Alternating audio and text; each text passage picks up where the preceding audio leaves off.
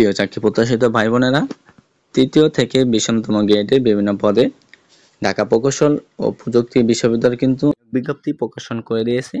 তো আপনারা দেখতে পাচ্ছেন এখানে অনেকগুলো পদসংখ্যা রয়েছে এবং আপনার এখানে আবেদন শেষ তারিখটা হচ্ছে 24 এপ্রিল 2025।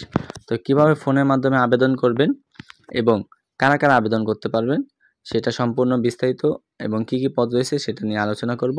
তো এখানে আপনারা জেএসসি অর্থাৎ অষ্টম, এসএসসি এবং এইচএসসি যদি পাশ হয়ে থাকেন তাহলে এখানে আপনি আবেদন করতে পারবেন।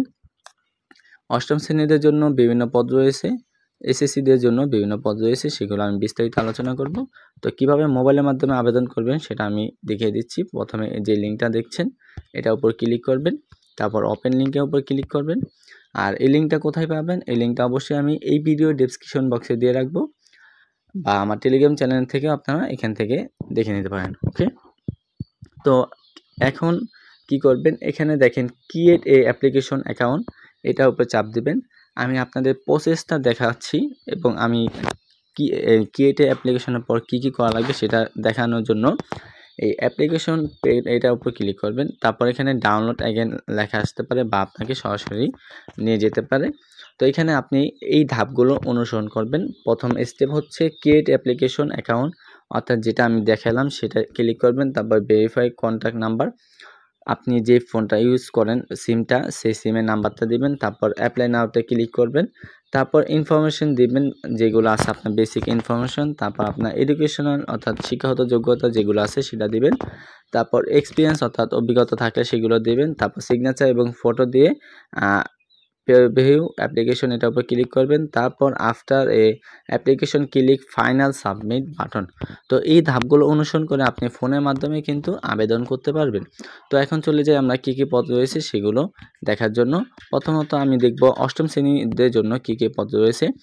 এখানে 28 থেকে 30 পর্যন্ত, অর্থাৎ 28 নাম্বার, 29 নাম্বার, 30 নাম্বার, এগুলো সবই হচ্ছে অষ্টম শ্রেণীদের জন্য। তো প্রথমে রয়েছে 28 নাম্বার সহকারী বাবুর্চি, সিক বয় এবং পরিচ্ছন্নতা কর্মী। এখানে পদসংখ্যা রয়েছে দুটি, একটি, অর্থাৎ মোট পদসংখ্যা রয়েছে 4টি। এখানে আপনি অষ্টম শ্রেণী পাশ হলে আবেদন করতে পারবেন। তারপর আছে অফিস সহায়ক, এখানে পদসংখ্যা রয়েছে 3টি। এখানে আপনি এসএসসি পাশ হলে এখানে আবেদন করতে পারবেন। আর এখানে আরেকটা রয়েছে অষ্টম শ্রেণীদের জন্য বাবুর্চি, আপনি বাবুর্চি হতে চাইলে বা ভালো রান্না পারলে এখানে আপনি আবেদন করতে পারেন। সাব স্টেশন অ্যাটেন্ডেন্ট বা জেনারেটর অপারেটর, এখানে আপনি এসএসসি পাস হলেই আবেদন করতে পারবেন। তারপরে রয়েছে আপনার প্লাম্বার, এটাকে আপনি অবশ্যই এইচএসসি অর্থাৎ আপনি ইন্টার যে ভোকেশনালটা আছে সেটার থেকে আপনাকে পাস হতে হবে, না হলে এখানে আবেদন করতে পারবেন না। তারপর office assistant cum computer operator, এটাও কিন্তু আপনার এইচএসসি লাগবে, এইচএসসি পাস হলে এখানে আপনি আবেদন করতে পারবেন।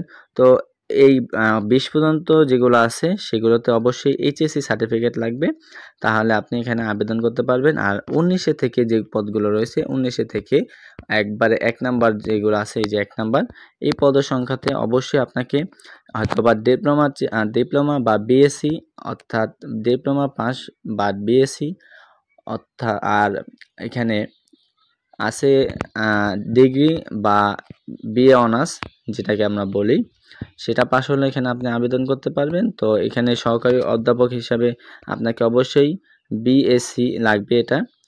তারপর আপনার সহযোগী অধ্যাপক অর্থাৎ মাস্টার্স লাগবে এটা।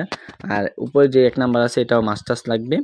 প্রভাষক, এটা অবশ্যই আপনাকে মাস্টার্স লাগবে। তো এখানে এইগুলোই রয়েছে। তো কী কী কাগজপত্র লাগবে বা আবেদন ফিটা আমরা একটু দেখে নেব। আর যেগুলো ইলেকট্রিক্যাল বা মেকানিকগুলো রয়েছে সেগুলোতে অবশ্যই ডিপ্লোমা লাগবে, ডিপ্লোমা বা বিএসসি এরকম। তো আমরা একটু দেখে নেব কত টাকা লাগবে। 1 থেকে 18 নাম্বার পর্যন্ত যেগুলো পদে রয়েছে সব কটাই কিন্তু 200 টাকা আবেদন ফি। আর 19 থেকে 23 পর্যন্ত যেগুলো আছে সে কয়টায় আপনার 100 টাকা, এবং 24 থেকে 30 পর্যন্ত সেগুলো 50 টাকা আবেদন ফি। আর এটা আপনি ওই যে মোবাইলের মাধ্যমে নগদের মাধ্যমে এখানে আপনি আবেদন করতে পারবেন।